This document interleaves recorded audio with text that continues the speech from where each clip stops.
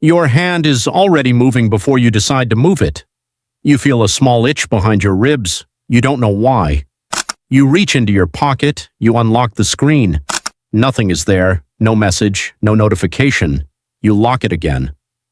30 seconds later, you do it again. This isn't a habit. It's older than that. Scientists have a name for what just happened to you, and it has almost nothing to do with the phone in your hand. It has everything to do with a pigeon in a box in 1948. The psychologist B.F. Skinner wanted to know what made behavior stick, so he built a simple box. Inside it, a pigeon could press a lever. Sometimes the lever gave food, sometimes it didn't.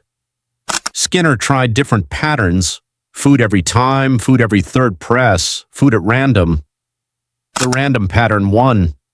Pigeons on a random reward schedule pressed the lever more than pigeons who got food every single time. They pressed it longer, they pressed it faster, they kept pressing even after the food stopped coming altogether. Skinner called this a variable ratio reinforcement schedule, and in plain terms it means this: uncertainty is more addictive than certainty. Your brain doesn't crave rewards, it craves the maybe. Now hold that thought and walk back further, 200,000 years further. Your ancestors lived in small foraging bands. Every day they faced a version of Skinner's lever. Should you check that berry patch again? Maybe it's empty, maybe it's full. Should you look over the ridge? Maybe there's danger, maybe there's nothing. The humans who felt a small compulsive pull to check, to look, to scan one more time, found more food. They spotted more threats. They survived more winters. That pull wasn't a flaw, it was the whole strategy. Your nervous system evolved a very specific reward, not for finding something, for the act of checking itself. A small hit of dopamine, not when the outcome arrives, but in the moment just before you find out what the outcome is. Neuroscientists studying dopamine have found something almost unfair. Dopamine doesn't spike the most when you get a reward. It spikes the most in the uncertain gap right before you know if you'll get one. Dr. Anna Lemke, a psychiatrist who studies addiction and the brain's reward circuitry, describes this gap as the place where craving actually lives, not in having, in almost having. Which brings you back to the box in your pocket. Every app you use was not designed by accident. It was designed by people who had read Skinner's research and understood exactly what it meant. The pull to refresh gesture on your social feed, where did that come from? It mimics a slot machine lever. You pull down, you wait half a second, the content loads. That half-second delay isn't a bug. Researcher Natasha Schull spent years studying the design of slot machines in Las Vegas, and she found something disturbing. The machines are engineered around the exact same uncertainty loop Skinner found in his pigeons: random reward, unpredictable timing, a brain that can't stop checking because it never knows which check will be the one that pays off. App designers borrowed the casino's oldest trick and put it in your hand. Think about what a notification actually is. It's a red dot. It gives you almost no information. You don't know if it's an important email or a spam alert. You don't know if it's someone who loves you or an automated system. That not knowing is the entire mechanism. If the app told you exactly what the notification was before you opened it, you'd check far less. The uncertainty is the product. Do you see it yet? The berry patch and the phone are the same lever. Here's where it gets stranger. Your body cannot tell the difference between a threat that matters and a notification that doesn't. Your ancestors' checking behavior was calibrated for a world where every glance over the shoulder had stakes: a predator, a rival group, a change in weather that meant survival or death. Your nervous system still runs on that old calibration. It still treats every unread message as if it might be a saber-toothed cat behind a bush. That's why ignoring your phone can feel almost physically uncomfortable. It's not weakness.